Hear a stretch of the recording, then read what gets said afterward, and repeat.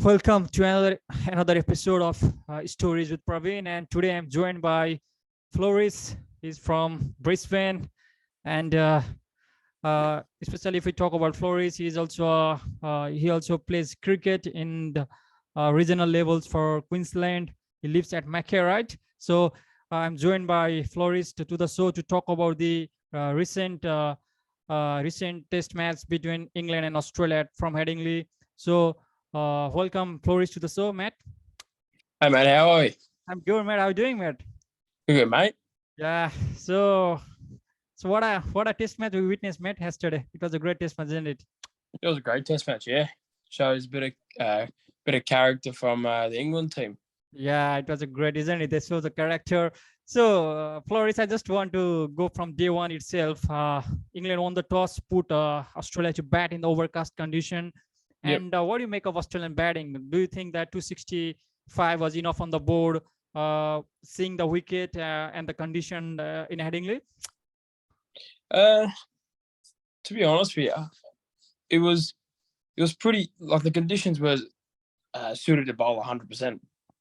Because, like Australia said, if they won the toss, they would have bowled first. But I reckon one of the bigger reasons why they bowled as well is when they brought Mark Wood in the team. Yeah, that extra bit of pace, and as you saw the Test match, he really brought a bit of light to the England team. yeah. And the way Mark Woodward, he was brilliant, isn't it? The way he was bowling at the pace.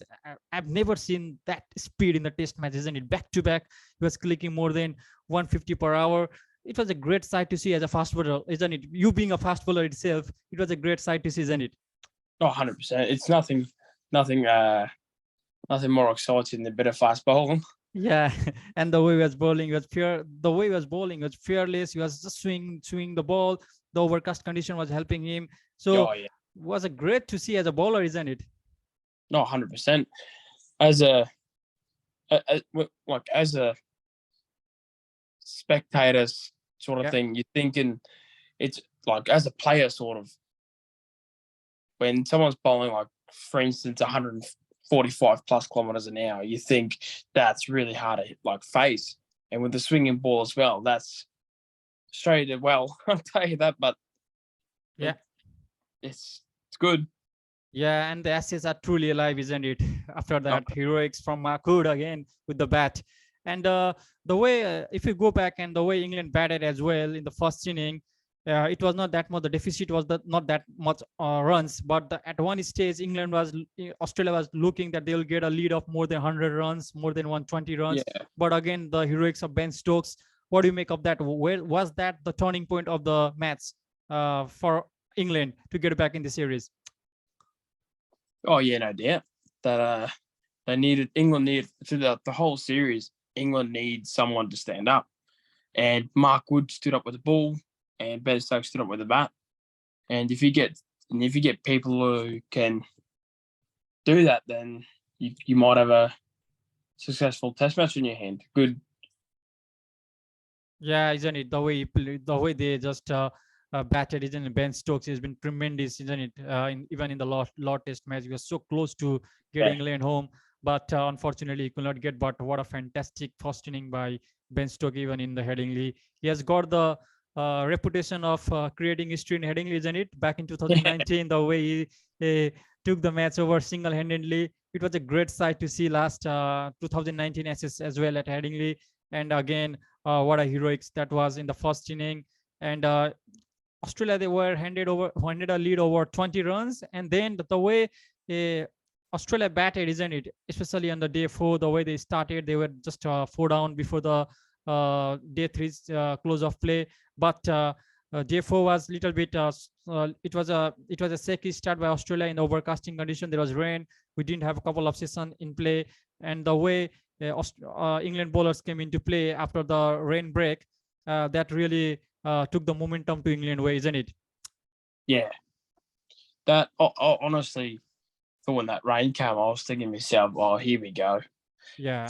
England's being England again. The country, yeah, rain. But luckily, it actually came right. Yeah, especially the blown away, isn't it? Australian batting. So, what do you make of Mitch Marsh inning in the first inning? He played brilliantly, isn't it? Because he said in a interview like all these people don't like Mitch Marsh, mate. But what No, an inning that he says. I actually don't know why, to be honest with you, but he's a pretty like he's a good all rounder. Yeah, isn't it? He's as you saw, like he's steady with the bat. Didn't look like he had any. Obviously, he had pressure, but he didn't look like he was struggling a bit. Yeah, isn't it? He played brilliantly. And then again, to follow up in the second inning, the most comfortable batsman, if you see from that lineup in the first two innings, uh, was Mitchell Marsh, isn't it? The way he batted. Even in the second inning, he got a beauty from the Markwood to get Nick behind Johnny Bairstow. But what a fantastic show by Mitch Marsh. Yeah, That will be another headache for Pat Cummins going ahead to Manchester because he has got a selection dilemma. So we'll talk about that later on. But the way then after then the way the match shape out, England, they were handed 251 runs to win. Australia has 251 runs to play with, and again, Defoe was again eventful days, and the way Australia started, they got early wickets, and it looks like Australia was rightly back in the game before lunch. The way they're going, isn't it? oh yeah. Gee, I like how England's thinking. Baseball, I like it. Yeah, But with the bowling attack Australia's got, as you've seen the first two test matches, it didn't really work so well. Yes, it entertained the crowd, but as a like as a player, like I'd rather not like entertaining the crowd's always good, but winning the match is always better, you know? yeah, that's very important. Even Nasir Hussain, the former captain of England, he says that England are doing better entertaining the crowd, but it's much more Yeah, important to win the matches as well, isn't it? 100%. At the end of the day, you know, you're not there to entertain the crowd. You're there to win the game. Yeah, isn't it? And then, as I said you before, like Australia were rightly in the game before lunch, and then did you feel like at one stage Australia were in a very in a commanding position to pull off 3-0 another Ashes win? They've never won the Ashes before in England. They were in the track to win the Ashes, but before they got the wicket of Ben Stokes and Johnny Bairstow in a quick succession after lunch, do you feel that that was the right position for Australia to make it 3-0? Oh, I personally thought that Australia's going to roll them, like get right through them because the way they have been playing, like they needed someone who can just play the classic Test match, play Yeah, cricket, and I know it's been, you know, I know the previous games like when they versed South Africa and West Indies and like they it worked for them, but the bowling attack from Australia is just incredible.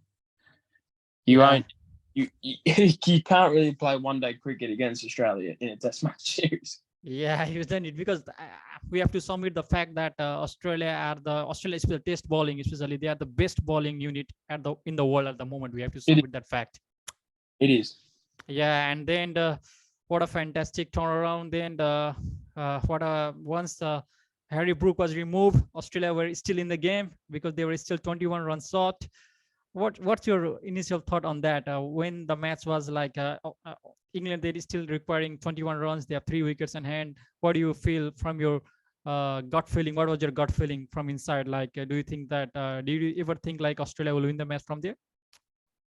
Well, I thought Wokes, because he by then he's faced a few balls, and the way he was playing, he wasn't really confident. Like he was just throwing the bat at the ball. Yeah, But you sort of have that feel like 21 runs is still a lot of there's a lot of runs to get. yeah, But yeah. with the guys, like he's faced a few balls. Bowlers have been like getting tired and tired. I honestly thought they could get over the line here. That's I thought they could really pull it out.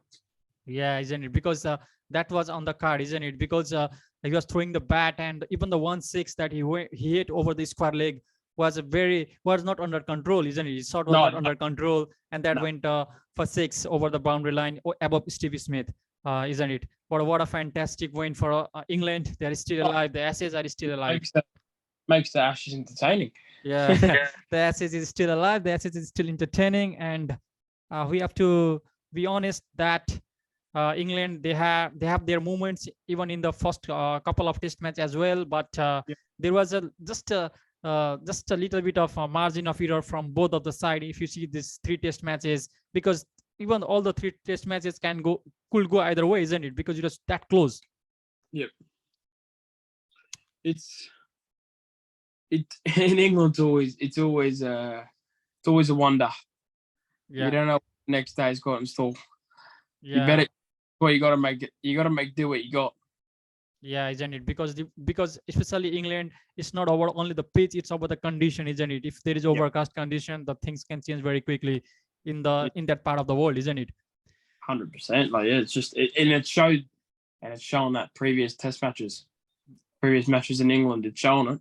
Yeah, Floris. So, what do you make of the next couple of test matches coming up? What's the prediction from your side? Where is this SS going around? Are the boys bringing back home again? Right, I reckon England unchanged side Yeah, because I like how they brought Mark Wood into the team, but I would like them to bring him in because a fast bowler is seriously you need a fast bowler on your team. You saw England game 1 and game 2. Their pace, their medium paces aren't producing fear. yeah, As in, you need that extra bit of pace. That extra bit of pace does all that matters in the. It does everything in the world. yeah. But like, for instance, in that last Test match when Pat Cummins and who was it? Pat Cummins and The last test match, it was Pat Cummins, and we have got uh, it was it was Hazelwood, right? Hazelwood, Pat Cummins and Hazelwood. yeah, Yeah, it was Pat Cummins and Hazelwood, right? Yeah. that that extra bit of pace would have. I reckon they would have gotten over the line. That extra bit of pace would have rattled them. Yeah, and I just want to get back to the what went wrong for Australia, especially in Headingley, because they have been choking in Headingley from last 6 years. Because 2019 they choke around because it was a match they should have won, and then again they lost yesterday because at one moment, as I said before, with the wicket of Ben Stokes and Johnny Brestow, they were rightly in the game, and it looks like the 3-0 score line was loading. But what did Australia did wrong? Giving England a chance to be alive in this SS series, Matt? I feel like it's a bit. See, I reckon as you like go and watch like the last periods of the innings late in the day, Yeah, Australia just that like they started like losing wickets early, and then that because they think they can bowl England out really quickly. You see, because obviously in the first two Test matches they sort of like got through them pretty quick, but they started throwing the bat around, which didn't help their case in the long run. yeah, But with Stokes and Johnny Bairstow, it's I like Johnny Bairstow. He's a great player. He's a really good bat, but I wouldn't pick him in my team because his keeping ability is it's been poor this series. yeah. It's been very poor. He has dropped more than 7 catches in this Headingley Test match. It's like don't get me wrong, he's a good batter. Like before he broke his leg, before he had that incident, he was on top of the world. He was just getting hundreds of fun. Yeah, But now I don't know what's going on with him. yeah, Looks like his head's just not in the game, but hopefully he comes back and gets a cheeky 100 for England in the next yeah, Test. yeah. Of course, yeah. He's been brilliant, isn't it? But that was, I think, as you said, I think the way day 4 started, especially after the rain break, and Australia were just blown away by England pace bowler. That was definitely the turning point of this Test match, where England they have to just chase 251 runs, which was competitive. Thanks to Travis Head, again, fantastic inning. What a Uh, what a form, what a patch he's having, isn't it? Travis Head, he's been tremendous. Oh, Uh, yeah, he's incredible. The form he's in is just crazy. yeah, It's can do nothing wrong, eh? yeah, He's middling 90% of the balls, and just it's like he came out of nowhere. yeah. He came nowhere in the scene, isn't it? Yeah, he came out of nowhere and just started hitting hundreds and 150s for fun. Yeah, that was a great inning, isn't it? Travis Head again, just helping Australia to get 251, and again, fantastic show by England, thanks to brilliant partnership from Wood.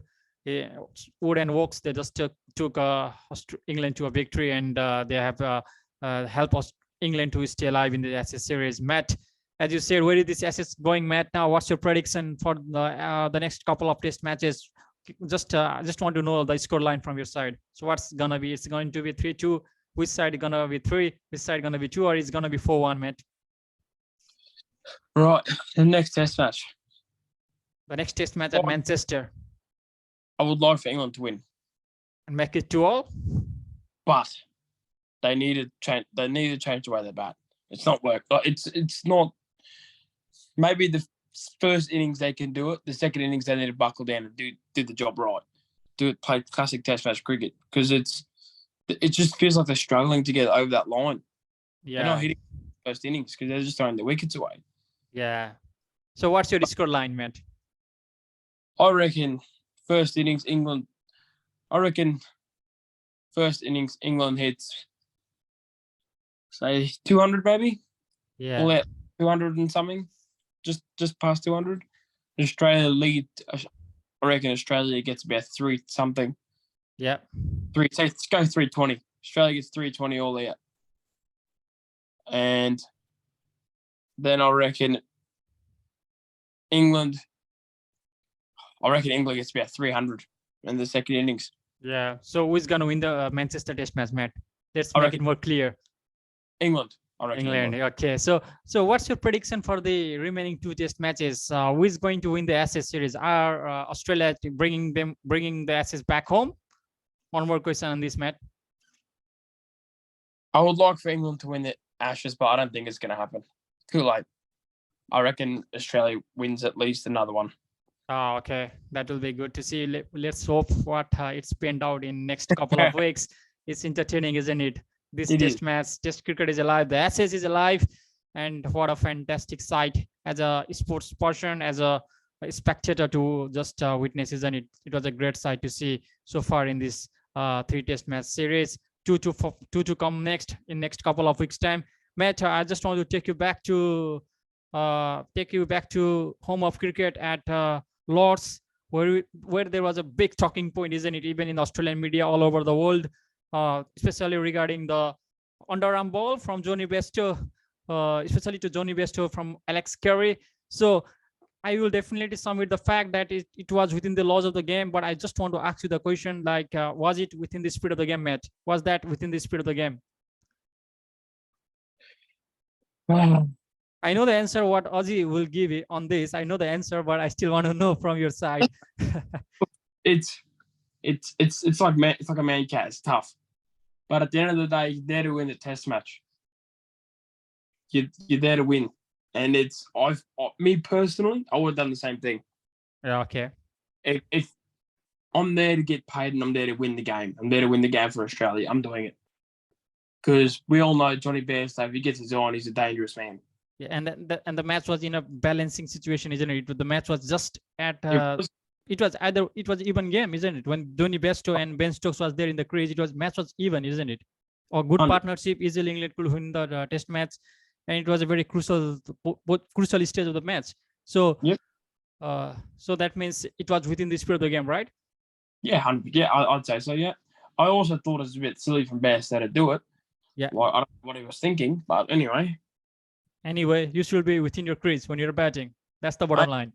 Oh, mate, you're in your crease until that umpire calls over. Yeah, until the ball is dealt, right?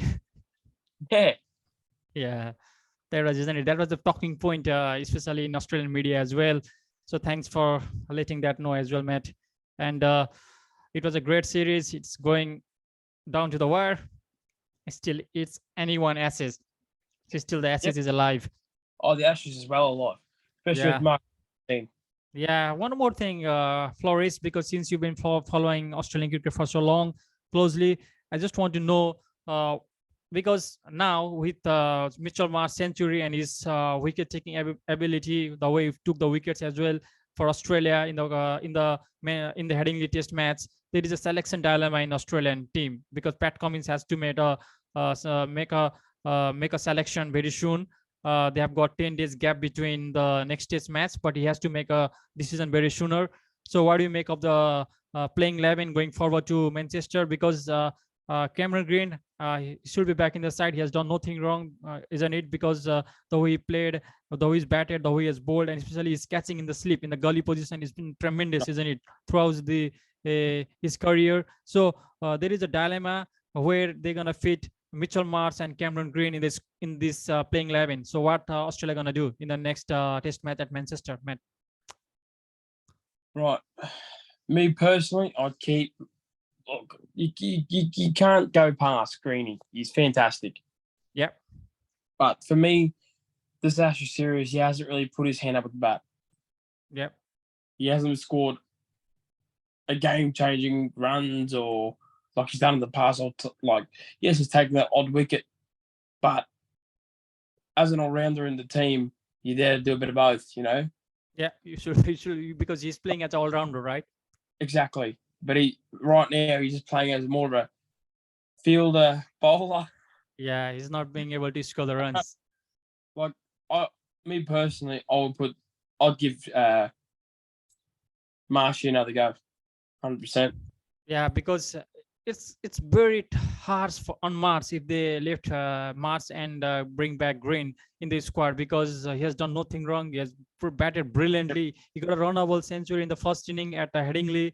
He was the only a batsman who was looking very good batting in second inning as well before he got beauty from Chris Wokes. So he has done nothing wrong, isn't it? So it's a tough and it will be harsh leaving Mitchell Mars at Old Trafford, isn't it?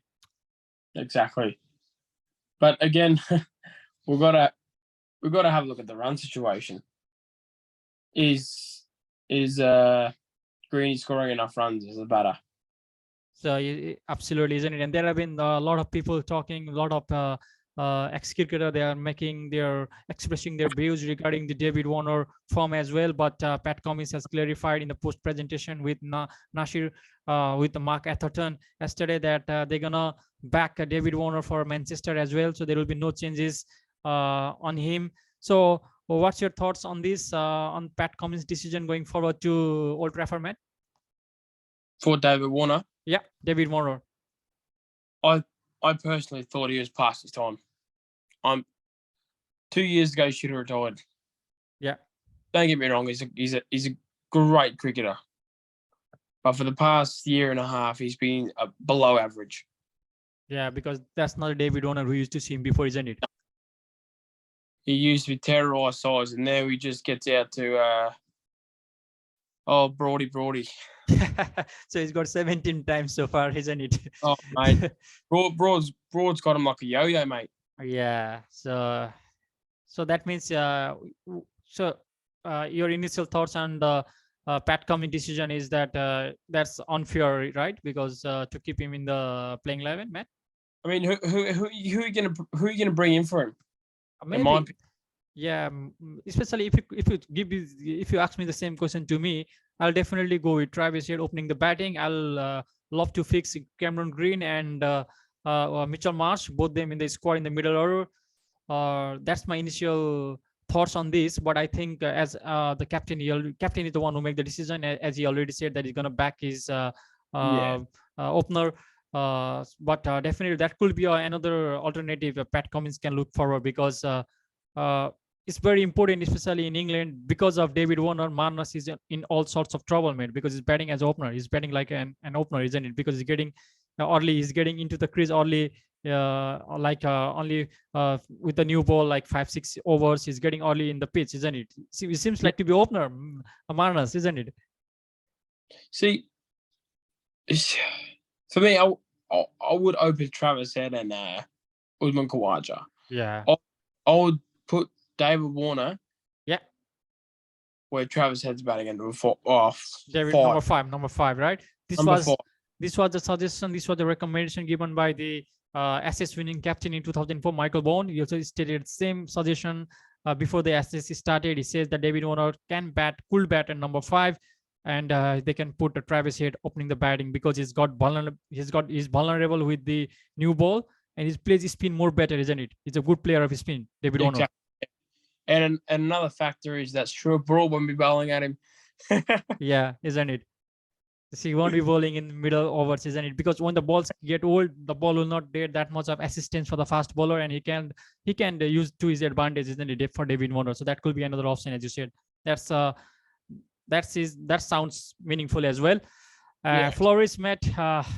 So we got a big test match coming from Manchester. Yeah, Australia have to make a changes very soon or later. Have to decide who gonna be sacrifice in the next test match, whether it's gonna be Mitchell Marsh or Cameron Green. We'll have a close look on that as well. Talking about England, Matt, will they make any changes going to Manchester because this team has been winning? Will they change the winning combination? Because in cricket they say that you don't do anything with your winning combination. Take it whatever it is. Will they make any changes? Will Jamie Anderson get back in the side at Manchester?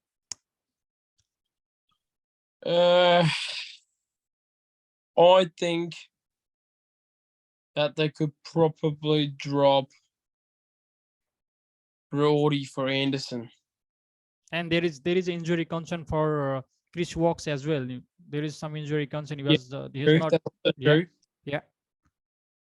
But see again, Stuart Broad can. I mean, he used to hold an end up, but he can swing it back easy. But if they rest Stuart Broad, and that's a very good news for David Warner, isn't it? He might actually need to open the batting. Yeah. So yeah, that could be the reason, isn't it? So you mean that they were gonna drop? They're gonna rest. Drop is not the right word for Stuart Broad to use at the moment because he's playing brilliantly. So they will definitely rest Stuart Broad. You mean? Oh, me personally, if I was the coach, I'd sit down with him like, right, mate, how are you feeling? How are you going? We know you have one of the good best opening batters on a string. Like you can just get him out when you want to, but we need to know if you are rested. Yeah, will you be okay with that? Or if not, because you never know. If England win this game, then that means that game 5 is the most important one. It's the big grand final. You need your best team on that squad. But again, we're looking at England. You're thinking you can't lose another game. This is it. Yeah. It's a bit hard because you can't really, as an England, like in an English perspective, you can't really be resting players at the moment, can you? Because you need the best team on the turf at all time. Absolutely, isn't it? Because the England is most-winning match for them, and I see, as you said, maybe they can rest. The injury will be the major concern, as you mentioned. Who's gonna be? They should be fully fit for the test match at Manchester. Yep. So that will be the major concern as well. But if there is any injury issues or there is no any concern with their fitness, I think they should be able to go with the same team as well because Mark Wood is bowling brilliantly, and he's shown Chris Woakes is doing good job as well as Stuart Broad. He's been always been professional so far in this SS series as well, as you mentioned, economical as well. It will be a great side to watch next week when these two sides again face each other. Matt, I've got one more question before we go. The baseball, this has been the talking point before the year started. So what do you make of the baseball so far in this SS series? Well, it worked in the past. It works for about a year now. It's worked, but I don't think you can play baseball against Australian cricket. Their bowling attack's just too good. So baseball is there to entertain the crowd, in my opinion, because you're seeing during the game they're trying to play baseball by like, you know how baseball works, but they're just playing silly shots to get themselves out. Especially if you go back in the Lord Test match where Gary Lyon was not in the team, he was having injury. He was not Yeah. taking further part in that test match, and England were 189 for 1. If they batted sensibly, England was there to win this test match, isn't it? The baseball, they were playing, they were hitting the ball, every ball, they were trying to hit the ball, playing a silly shot, they got out, isn't it? Exactly. Like, I understand that it's a new way that you guys are playing, but you got to understand it hasn't worked in the first 2 games. Australia is just too good with this bowling attack, right? And another thing, you cannot be declaring on day one. That's silly. That's silly from Edgbaston, isn't it? First innings, especially if you want to play baseball, you need all the bloody wickets you can get. Yeah. But yeah, it's just baseball for me. Maybe against a weaker team, baseball, yes, in my book, but against Australia, no. There was a famous quote by Nasir Hussain. He said that at the end of the day, you are there to win the test match for your side, not only to entertain the crowd. What was that? What a beautiful line that was from one of the great commentator of the game and one of the great player, the former captain of England. He said, "Beautiful, isn't it?" That sounds good, isn't it?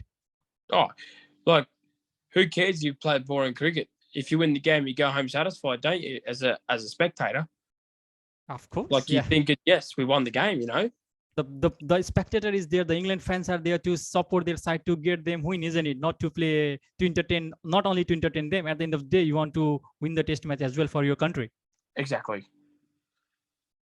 You entertain them for that 1 or 2 balls that you hit 2 sixes of, but you get to go home.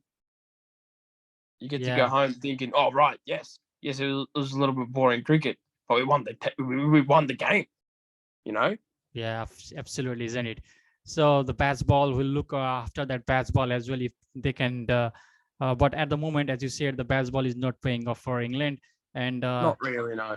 Not really, yep. And SS is still alive.